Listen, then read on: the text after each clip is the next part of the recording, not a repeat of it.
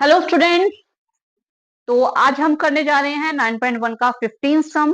ठीक है, मुझे पता है मैंने बीच में काफी क्वेश्चंस छोड़ दिए हैं। ठीक है, बट एक्चुअली मैंने इसलिए छोड़े क्योंकि बहुत सारे बच्चों ने बोला कि मैम ये क्वेश्चन हमें काफी टफ लगता है, टीचर्स का नहीं समझ में आता, तो आप करवाइए। तो सबसे पहली बात, ये क्वेश्चन टफ क्यों लगता है? इस क्वेश्चन में एक्चुअली क्या है, इस क्वेश्चन में बात की गई है टाइम की, 6 सेकेंड्स।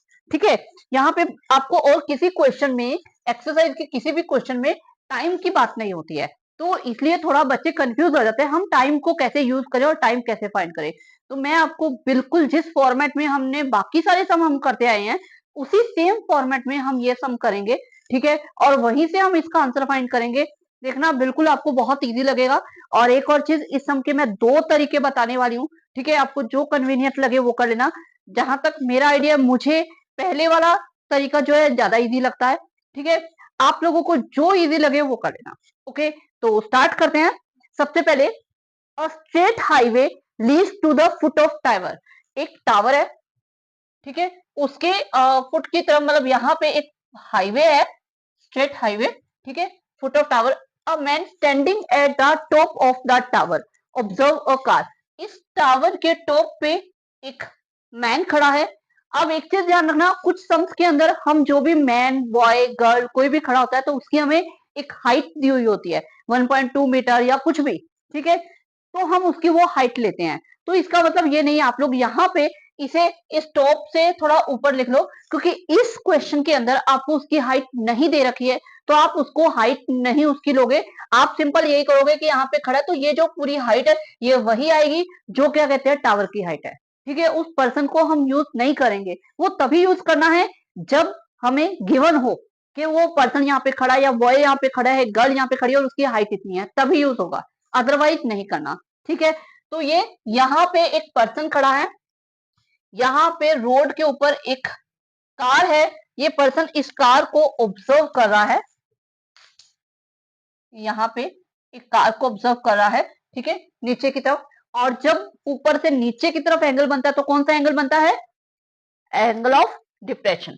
तो यहाँ पे इस जब वो ऑब्जर्व कर रहा है, तो ये एंगल ऑफ डिप्रेशन बन रहा है 30 डिग्री का। क्लियर? ठीक है, ये जहां पे वो खड़ा है उस पॉइंट को मैं पी ले लेती हूँ, पी पॉइंट पे खड़ा है, which is approaching to the foot of tower.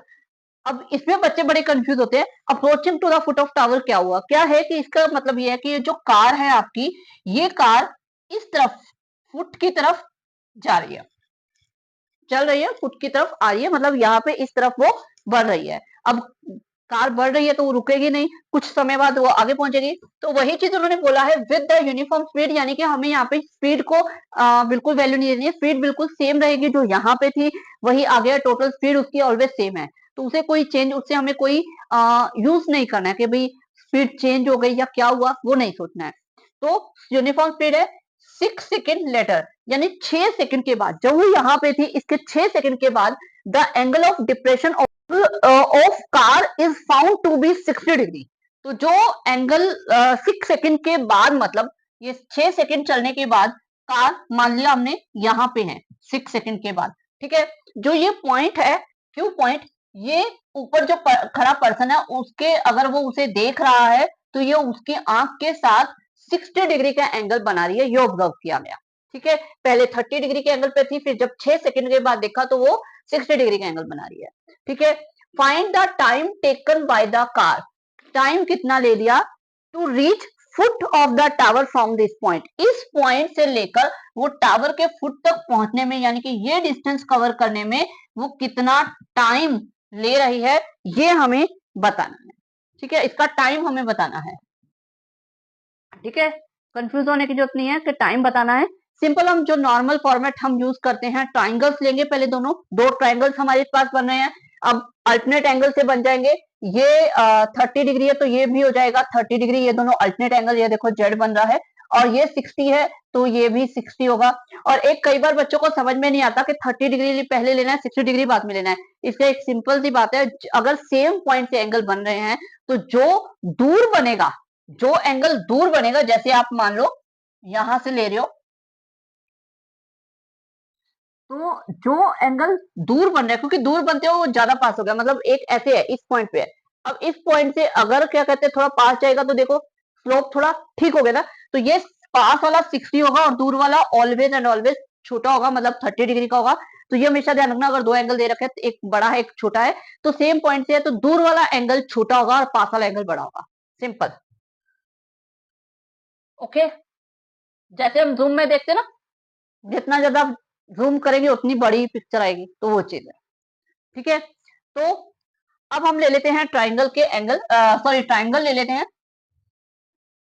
In right angle triangle A B P, A B P. ठीक है। इसमें हम एक चीज करते हैं, क्योंकि हमें डिस्टेंस नहीं दे रखा है, इनको हम नाम दे देते हैं। ए बी जो है इसे ये हम हाइट ए ले लेते हैं, एच ले लेते हैं, और पी क्यू का जो डिस्टेंस है इसे हम ए ले लेते हैं, और क्यू बी का जो डिस्टेंस है इसे हम बी ले लेते हैं। और ये सारी चीजें जो हम लेट करेंगे इनको ऊपर पूरा आपको मेंशन करना है। ठीक है। कि let the height of tower is equal to H, A B is equal to H, the distance from P to Q is equal to A and distance covered by Q to B is equal to B। ठीक है, इस तरह से आपको mention करना है। तो in right angle triangle A B P tan 30 degree is equal to P upon H, P upon sorry P upon B. तो इसका जो परपेंडिकुलर है वो है ए बी और बेस है पी बी। अब ए बी जो है वो आपके पास है tan 30 डिग्री की वैल्यू होती है 1/√3, और ए बी है हमने एच मान लिया, जो बी है लिया, और हमारा जो पीबी यानी कि बेस है, देखो पी से लेकर बी तक, इसे हम क्या ले लेंगे ए प्लस बी। ठीक है, ये ले लिया। अब हम इसे क्रॉस मल्टीप्लाई करके ऊपर ले जाते हैं, A plus B upon √3 is equal to H. तो ये हमारे पास आ गई एच की वैल्यू, इसे हमने 1 मान लिया। अब हम दूसरा हमारा ट्रायंगल ले लेते हैं। In right angle triangle triangle A B Q, दूसरा हमारा क्यू है, क्यू ले लिया। tan 60 degree is equal to tan 60 degree A B upon Q B.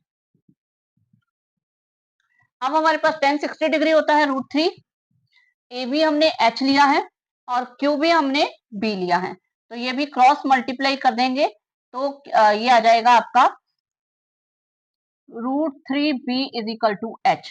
तो यहां से भी हमने एच की वैल्यू फाइंड कर ली। ठीक है, हमारे पास दोनों जगह आप देख रहे हो 1 और 2 दोनों में एच की वैल्यू आ गई है। ठीक है, तो हम अब क्या करेंगे, इसे इक्वेट कर देंगे। हमने नॉर्मली हर सम में हम ऐसा ही करते आए हैं, वैल्यू फाइंड करके इक्वेट कर देते हैं। तो यहाँ भी हम इन्हें इक्वेट कर देते हैं फ्रॉम 1 एंड 2, दोनों एच की वैल्यू है तो हम पुट कर देते हैं A plus B upon √3 equal to है √3b।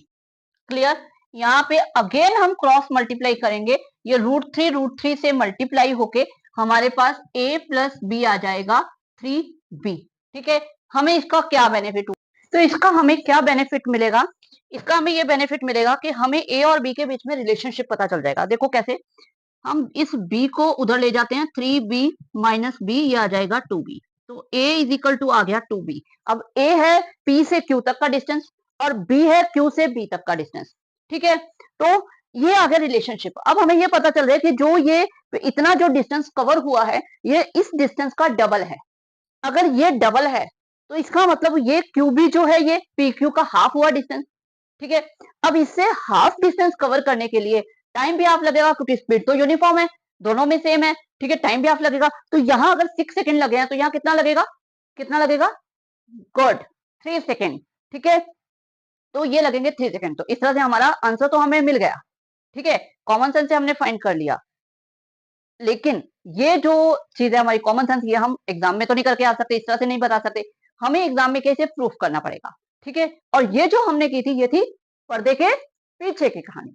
ठीक है, तो हमें ये तो मिल गया कि हमारा आंसर क्या आएगा, लेकिन कैसे आएगा ये हम अब देखते हैं। हमें फाइंड करना है टाइम। ठीक है, टाइम फाइंड करना है। अब टाइम फाइंड करने के लिए हमें फॉर्मूला भी टाइम वाला ही लेना पड़ेगा, जिसमें टाइम आ जाए, टाइम और डिस्टेंस की बात हो। ठीक है, तो वो हमारे पास फॉर्मूला होता है speed is equal to distance upon time. ये हमारे पास होता है फॉर्मूला। ठीक है, तो इसी फॉर्मूले का हम यूज करेंगे, क्योंकि हमें पता है स्पीड यूनिफॉर्म है, उसे हमने के ले लिया, कांस्टेंट ले लिया। अब डिस्टेंस पीक्यू डिस्टेंस कवर करने के लिए उसने 6 सेकंड का टाइम दिया है, तो पीक्यू डिस्टेंस को हमने यहाँ पे ए लिया है, तो के की वैल्यू जो है यानी कि स्पीड जो है वो हमारे पास a अपॉन 6 आ गई। हमारे पास स्पीड है, हमारे पास डिस्टेंस है बी की फॉर्म में, इन दोनों का यूज करके हम टाइम फाइंड कर लेंगे। ठीक है, कैसे? देखो, time taken to cover the distance Q B. ठीक है, अब ये कैसे करेंगे? यहां पे भी हम सेम वही फॉर्मूला लेंगे, speed is equal to distance upon time होता है। तो यहां पे स्पीड हमारी सेम है, डिस्टेंस क्यूबी हो जाएगा, और टाइम हम एक बार टी ले लेते हैं, जो टाइम हमें फाइंड करना है। ठीक है, अब हम क्या करेंगे, इन तीनों की वैल्यूज पुट करेंगे और उसे सॉल्व करेंगे।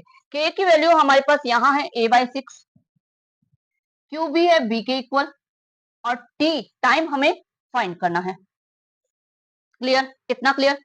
अब हम यहाँ पे क्या करेंगे, अब हम यहाँ पे इसका यूज करेंगे जो हमने फाइंड किया था। यहां से हम a की वैल्यू b की फॉर्म में पुट अप कर देंगे, जिससे b हमारा खत्म हो जाएगा और हमें एक न्यूमेरिक वैल्यू मिल जाएगी। ठीक है, तो a की वैल्यू जो है वो है 2b/6 is equal to b upon T है, क्योंकि हमें t की वैल्यू फाइंड करनी है।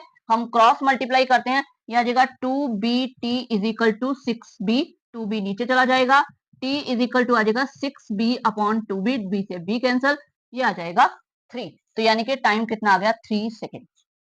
क्लियर? क्लियर? कुछ भी नहीं किया, सबसे पहले हमने इन दोनों ट्राइंगल्स को लिया, जैसे हम नॉर्मली सॉल्व करते हैं वैसे हमने सॉल्व कर लिया, सॉल्व करके उनको इक्वेट कर दिया, h की वैल्यू फाइंड कर ली, इक्वेट कर दिया, इक्वेट करके हमारे पास a और b के बीच में रिलेशनशिप आ गया। ठीक है, उस रिलेशनशिप का आगे हमने यूज किया है। ठीक है, उस रिलेशनशिप को हमने अपने पास सेफ रख लिया, फिर हमने speed is equal to distance upon time का फॉर्मूला लगाया, वहां से हमने स्पीड की वैल्यू फाइंड कर ली। ठीक है, फिर उस स्पीड की वैल्यू फाइंड करके फिर हमने यहाँ पे भी वो फॉर्मूला लगा के वहां पे सारी वैल्यूज जो हमने ली थी, स्पीड की वैल्यू, ए की वैल्यू, बी की वैल्यू, डिस्टेंस की वैल्यू, वो सारी वैल्यूज को हमने यहाँ पे पुटअप कर दिया और वहां से हमारा टी निकल के आ गया। क्लियर? क्लियर? एक और, मुझे याद है कि मैंने आपको बताया था एक और तरीका बताऊंगी। ठीक है, तो वो भी मैं अभी बताने वाली हूँ। ओके, तो पहले ये देख लो। ठीक है,